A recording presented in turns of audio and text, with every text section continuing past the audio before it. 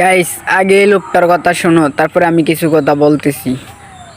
আমরা আলাদা রাষ্ট্র চাই, আরে বাংলাদেশের সাথে থাকতে চাই না। নোয়াখালী বিভাগ না হয় আমরা আলাদা রাষ্ট্র করবো, তারপরে কোন নামের কোন নবজেলার সাথে আমরা নোয়াখালীরা যাবো না।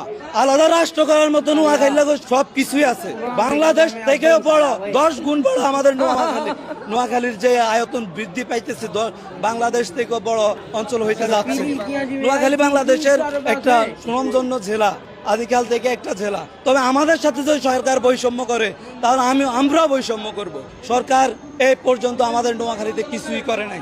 আমাদের বৃহত্তর নোয়াখালী একটা প্রাচীন জেলা, এ পর্যন্ত তারা আমাদের নোয়াখালীর জন্য বিন্দু পরিমাণ কিছু করে না। যতগুলো আপনি প্রাইভেট মেডিকেল কলেজ দেখবেন, যা দেখবেন সব প্রাইভেট, যতগুলো অবকাঠামো দেখবেন সব প্রাইভেট। সরকারে এখানে কিছুই করে নাই। আমাদের নোয়াখালীরা সবসময় বৈষম্য শিকার। আমরা এরকম বৈষম্য শিকার হইতে হইতে একদিন আওয়াজ তুলবো, আমরা আলাদা রাষ্ট্র চাই, আর এই বাংলাদেশের সাথে থাকতে চাই না। কারণ আমরা অবহেলিত, আমরা সবসময় কেন অবহেলিত হব? যে সরকারে আসছে সেই সরকার আমাদের নোয়াখালীতে কোনো উন্নয়ন কাজ করে নাই, তাহলে আমরা কেন এই যে দেশের আরেক।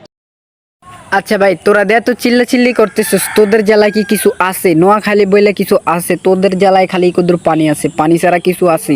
শালারা পানিতে তো তোরা বাইসা বাইসা ঘুরো স্যার। তোরা বলতেছিস যে তোদের যে বিভাগ দিতে, শালা কুমিল্লা একটা শহর, এই জেলাতে যদি না বিভাগ দেয় আর কোন জেলায় দিবে? তোরা মতো এই শহরে পানিতে যাইয়া থাকবে, বুঝছস?